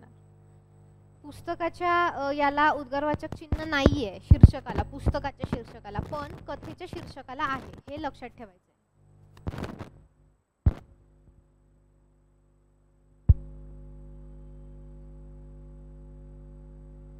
13वा चित्रपट आहे. ओके, जेव्हा मी जात चोरली होती शेवटी. ठीक आहे. तर बघा आपण आता याच्यामधलं बघूयात की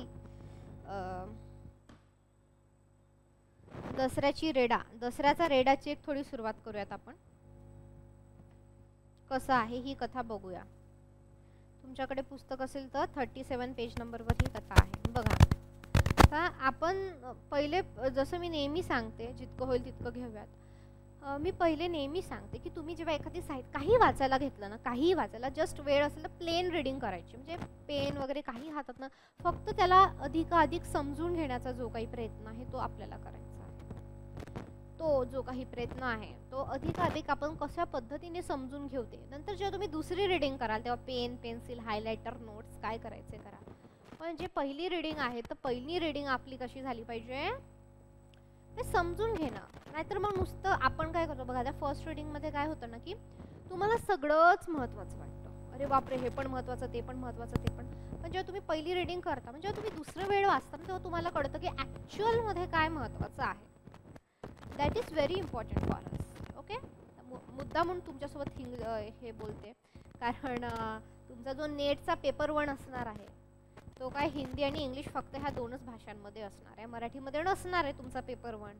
तर त्यांची हिंदी म्हणजे खूप क्लिष्ट, त्याच्यापेक्षा आपल्याला इंग्रजी बरी वाटते. तर त्याच्यामुळे आपल्याला हिंदी, मराठी, इंग्रजी हे माहीतच पाहिजे. ठीक आहे, मी मराठीचं आणि इंग्रजीचा माझा काही संबंध आहे असं करून चालणार नाही. कितीही झालं तरी इंग्रजी ही काय आहे, ज्ञानभाषा आहे आणि जगात ती जास्त बोलली जाणारी पण आहे तशी. म्हणजे स्पॅनिश आहे, स्पॅनिश नंतर इंग्लिश, पण ते एक सोपी आहे आणि अनेक गोष्टी आहेत त्याच्या मागे. ठीक आहे, त्याच्यात नको पडायला, आता एखाद दिवस सांगेल. तर बघा, दसऱ्याचा रेडा जे काही थोडंसं बघूयात आपण, एक 15 मिनटं राहिले थोडंसं बघूया आणि बाकीचं मग आपण उद्या बघूया. ठीक आहे, बऱ्याच जणांचे आता ते महाज्योती, सारथी, बार्टीचे पेपर चालू आहेत. ते MPSC UPSCचे वगैरे पूर्व परीक्षण, तर बरेच जण अब्सेंट पण आहेत. ठीक आहे, एनिवेज बघा, त्या दसऱ्याचा रेडा ते सबंध शिवार माणसांनी मनोहर करून टाकले होते. देवळांसमोरील पायऱ्यांवर चोथऱ्यावर गावकरी मंडळी बसली होती. म्हणजे ते देऊळ असतं, देवळाच्या पायऱ्या आणि ते चौथारा असतो ना असा, कॉलम्स आपण ज्याला म्हणतो, तिथे लोक बसतात, आपल्याला माहिती आहे गावामध्ये. आणि अस्पृश्य मंडळी ही तिरप्या सूर्याच्या स्नेह शोषित उघड्या मैदानावर उभी होती. ती बसलेली होती का नाही, ती मंदिरापाशी होती का नाही, तिथं मैदान होतं, तिथं त्या मैदानापाशी उभी होती. म्हणजे तुम्हाला दिसते का जातीचं कसं चित्र रंगवलेलं आहे इथे. ठीक आहे, अस्पृश्य मंडळी. सीमापूजनासाठी शिवेवरच्या झाडाखाली काही जण बसले होते, तर काही जण झाडांच्या फांद्यावरही बसले होते. जसं की कोणी समजा यायचं राहिलं, कुठली शूटिंग चालू राहिली तर लोक काय करतात, पार कोणी सेलिब्रिटी यायचे राहिले तर लोक काय करतात, इमारतींवर चढ, झाडांवर चढ, त्यांच्या फांदीवर बस, कुठं बस. ते अगदी म्हणजे हे सांगण्याचा उद्देश काय की आपल्या डोळ्यासमोर काय आहे तसं चित्र जे काही आहे ते उभं राहिलं पाहिजे. आपल्या डोळ्यासमोर काय आहे ते चित्र उभं राहिलं पाहिजे.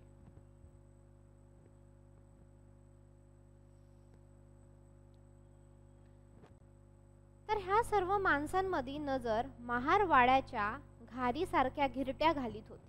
ह्या सर्वांची नजर काय करत होती, महारवाडा. आपल्याला माहिती आहे, जर तुम्ही गाव बघितली असेल, तुमच्यापैकी बरेच जण गावं राहत असेल तर काय आहे, जातीनुसार वाडे सुद्धा, मांगवाडा, महारवाडा. तुम्ही इथे जर पुण्यामध्ये आले, हो म्हणजे पुण्यातलंही मी सांगतेय, तर काय वडारवाडी, वडार वस्ती. त्याच्यानंतर काय बरं, एक नाव आहे वडारवाडी, वडार वस्ती, त्याच्यानंतर म्हणजे अशा प्रकारची. तर असं म्हणजे तिथं त्याच जातीतले अस्पृश्य जातीचे लोक राहणार, मग ते बाहेर येणार नाही, आपण त्यांच्या जात नाही. म्हणजे अस्पृश्य आपण जी म्हणतो की आता बरेच जण, आता कुठं जात राहिली, आता कुठं जात राहिली नाही, जात आहे, आजही आहे, उलट ती अद्यावत होऊन म्हणजे अपडेट होऊन आलेली आहे. आपण एक दिवस आरक्षण सारखा विषय घेऊयात. तर म्हणजे अजूनही जात आहे, अजूनही तुम्ही बघा गावाकडे जे आपण अस्पृश्यता काही ठिकाणी पाडली जाते, काही ठिकाणी वेगवेगळ्या वस्त्या मिळून राहत नाही, ती लोक, त्यांची लोक, हे अशा प्रकारचं बोलणं आणि हे सगळ्या गोष्टी. त्यानंतर रोटी बेटी व्यवहार होत नाही, तर अशा अनेक प्रकारच्या गोष्टी आहेत, ते आपण नंतर बघणारच आहोत. ठीक आहे, कळलं इथपर्यंत. तर काही जण झाडांच्या फांद्यावर बसले होते आणि ह्या सर्व माणसांची नजर महारवाड्यावर घारीसारखी घिरट्या घालत होती. तेथल्या प्रत्येकाच्या हृदयात एक तीव्रतर उत्सुकता बसत होती. ती उत्सुकता पळापळाने परावर्तित होत होती. काहींच्या ठाई ती कल्पना होती. ती कल्पना करीत महारादेवाच्या क्षितिजाला स्पर्श करण्याची मूर्ती कोरत होते. तर काहींचे ऊर रेड्याचे अकरार विकरार रूप साठवून भयाने कापत होती. तर दसऱ्याचा रेडा आपण बघतोय. तर आता ह्या दसऱ्याच्या रेड्यामध्ये काय सांगितलं की एक थोडंसं वर्णन दिलंय. आपण पुढची कथा तर बघणारच आहोत. तर काय आहे की बाबा लोक बघत होती की आता महारवाड्यामध्ये काय होणार आहे. कारण त्यांनी काय सांगितलं की सगळ्यांच्या नजरा काय होत्या महारवाड्याकडे लागलेल्या होत्या. लोक फांद्यावर चढली, कुठंतरी वर चढली, काही जण त्या मंदिरांच्या पायऱ्यावर बसलेले आहेत, कोणी कट्ट्यावर बसलेले आहेत, कोणी मैदानावर उभे आहेत. तर हे सगळं कशासाठी चाललं आहे की महारवाड्यावर त्यांची नजर होती. आता ती नजर कशासाठी होती, काय होती ते आपण बघू. आले सीमा पूजनासाठी उभ्या असलेल्यांपैकी कोणीतरी ओरडले. तसे अमाप उत्सुकतेने सर्वांचे डोळे महारवाड्यावर खिळले. हत्तीसारखा उद्धान रेडा आणि त्याच्याशी प्राणपणाने झगडणारा बलिष्ठ देवा महार काही त्या आतुर डोळ्यांना दिसला नाही. तर दिसले पाटील ते सजविलेल्या घोड्यावर अक्कडबाज बैठक मारून येत होते. म्हणजे सीमापूजन. सीमा काय असते समजा, सीमा आपल्याला सगळ्यांना माहित आहे. म्हणजे आता जमीन आहे, तर समजा इथून एक लाईन काढली, तर समजा 2 गाव आहे, हे छोटं गाव हे मोठं गाव, तर इथून एक सीमा पडली आहे, एक बॉर्डर आपण ज्याला म्हणतो की एक सीमा. म्हणजे ह्या सीमेपर्यंत काय आहे, माझं गाव आहे आणि इथून नंतर जे काही हे तुमचं गाव आहे. ह्या प्रकारे सीमारेषांचा काहीतरी कार्यक्रम असा आपल्याला आतापर्यंतच्या वाचण्यातून कळतो. तर त्याच्यामध्ये बलिष्ठ देवा महार असं एक पात्र आपल्याला दिसतंय. त्यानंतर त्यांचे बुटके घोडे नाच्यासारखे ठुमकत होते. पाटलांच्या डोईवर तुरेदार मंदिल होता. त्यांचा गोल डोळा आखून नाकावर स्थिर झाला होता. त्यांनी मान ताठ ठेवून छाती फुगवली होती. पातळ गालावर मिशी चढवली होती. अंगातल्या हिरवट कोटाची पितळे बटणे चमकत होती. त्यांनी करवती काठी पंचाने कंबर कसली होती आणि कमरेला तलवार लटकत होती. एका हातात लगाम, दुसऱ्या हातात छडी धरून पाटील जमावाजवळ आले. महार पुढे धावले. बलुतेदारांनी कंबरा वाकविल्या. काही गावकऱ्यांनी हात जोडले. काहींनी नाक मुरडले आणि असा सन्मान घेत पाटील सीमेच्या झाडाकडे जाऊन पूजन उरकून देवळात आपल्या ठराविक जागेवर येऊन बसले. अशा प्रकारे आपल्याला हे वर्णन दिसून येत आहे. हे आपण व्यवस्थित समजून घेणार आहोत.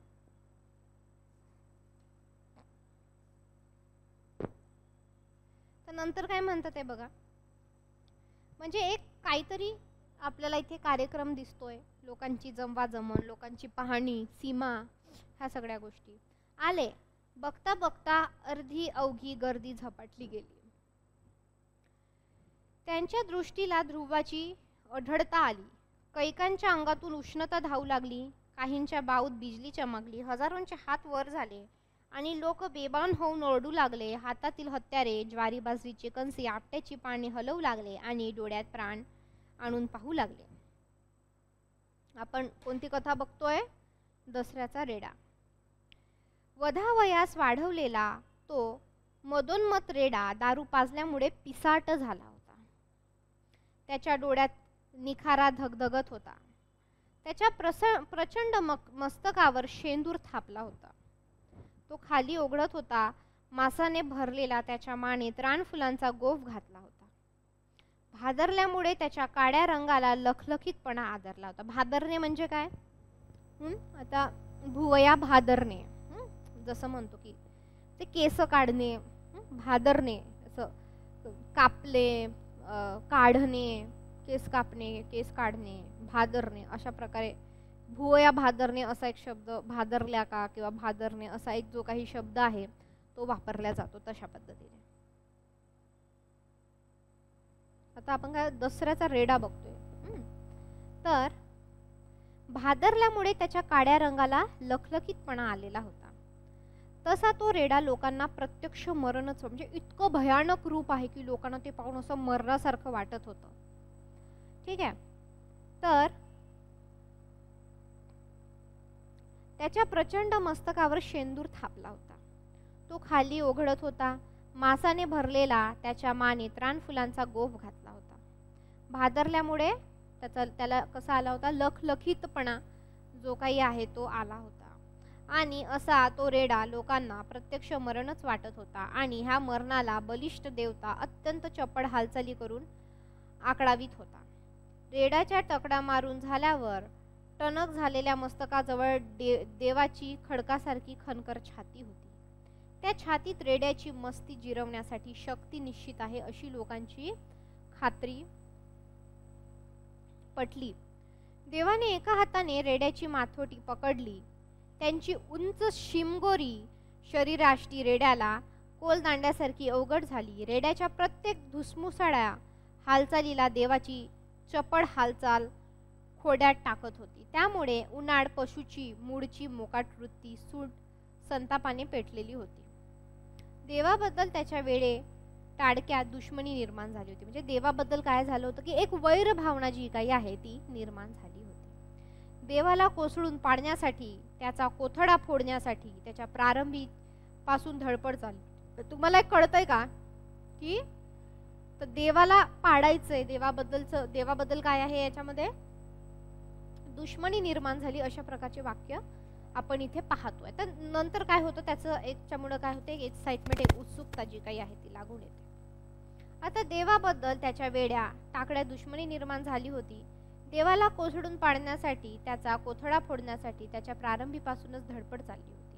पण त्याला यश मिळत नव्हते म्हणून त्याच्या अंगातील उधाण उतरत नव्हते. क्षुल्लकशा गोष्टीवरून तो खवडून निघाला. गर्दीची बडबड ऐकून त्याचे माथे चीड संतापाने भडकले. त्याचे मान फुगवून जनसमुदायाबद्दल तुच्छता दाखवली आणि गर्दीलाच धडक मारून लोळवण्यासाठी अंगातील बळ डोक्यात लोटले. थोडेसे पायात टाकले आणि तो त्यांना ओढू लागला. पण त्याच्या हेतूप्रमाणे ह्या चौघींपैकी कोणीच पडला नाही. रेड्याचे हे भयानक अवसान पाहून देवा शिवाची लोकांना काळजी वाटू लागली. आता देवा म्हणजे देव आहे का की व्यक्ती आहे? हे बघा, हे तुम्ही जसं वाचत जाल, ऐकत जाल, शिकत जाल, तुम्हाला गोष्टी होते. कारण आपण सुरुवातीला काय पाहिलं, देवा महार. त्याच्यामुळं काय आहे महत्वाचे, पात्र. आपले जे काही पात्र आहेत त्या पात्रांच्या भोवती असणारे संवाद आहे ते महत्वाचे आहेत. त्यांची हृदये कुशंकेच्या काळोख्याने दाटू लागली. शिवाच्या बाप्पाच्या गळ्यात हुंका वडू लागला. दीपा महार प्रयत्नपूर्वक मनात उसळणारा वाईट विचार पुसू लागला. बहुतेक म्हातारा महार देवावर चिडून गेला, कारण त्याच्याच हट्ट्याने हा यमाचा रेडा घेतलेला होता. जनावर भडवीचं बिथरलंय. दात होट खात दीपा म्हणाला. देव जिरलीच त्याचा माज उधाणलेल्या रेड्याकडे आणि बलिष्ठ देवांकडे पाहात रणू चांभार म्हणाला. राणू चांभार असं सुद्धा एक पात्र आहे बघा. आताच्या आता आपल्याला 1-2-3 पात्र कळालेली आहे. पहिलं पात्र कोणतं आहे, देवा महार. दुसरं कोणतं आहे, राणू. काय आहे, राणू चांभार असं एक दुसरं पात्र आहे. म्हणजे आपल्याला इथे जातीसकट जी काही नावं दिलेली आहे की म्हणजे जातीमुळे येणारं, जातीमुळे काय काय गोष्टी सहन कराव्या लागतात आणि त्याचं जे काही वास्तव आहे म्हणजे एकदम हीन दर्जाची वागणूक, माणूस नसल्याची वागणूक, अशा अनेक गोष्टी. म्हणजे विद्रोह जेव्हा तुम्ही पाहाल किंवा जेव्हा मी जात चोरली होती, म्हणजे नोकरी मिळावी, राहण्यासाठी जागा मिळावी म्हणून काय जात चोरून राहावं लागतं. जर मी दलित आहे म्हणून सांगितलं, मी महार आहे म्हणून सांगितलं, मी चांभार आहे म्हणून सांगितलं, तर मला कोणी घर देत नाही, मला कोणी नोकरी देत नाही, माझी नोकरी जाते. तर अशामुळे काय करतो, मी जात चोरून राहतो, मी ते जात बदलतो, मी दुसऱ्या जातीचा आहे असं सांगतो. अशा अनेक प्रकारच्या ज्या काही गोष्टी आहेत. एक याची सुद्धा आहे गोष्ट भंगी, विद्रोह मध्येच आहे ती. तर भंग्यांचं काम काय असतं की डोक्यावर मैला वाहून नेणे. तर ते काम मला करायचं नाही, मला अभ्यास करायचा, अभ्यास करून मला साहेब व्हायचं आहे, ही सुद्धा गोष्ट आपण त्याच्यामध्ये पाहणार आहोत. तर अशा प्रकारे आपण हा कथासंग्रह थोडा तुम्हाला समजायला अवघड जाईल म्हणून रोज तुम्ही प्रेझेंट राहा. वाचून आले की मग समजायला सोपं जाणार. त्याच्यामुळे वाचणं खूप गरजेचं आहे. ठीक आहे, चालेल, आपण इथेच थांबूया, भेटूया आपण उद्या. त्याच्यामुळे हे जेव्हा मी जात चोरली होती लवकरात लवकर घ्या, वाचायला सुरुवात करा. दसऱ्याचा रेडा उद्या वाचून या. किंवा तुम्हाला ऑनलाईन PDF मिळते का बघा बाबू.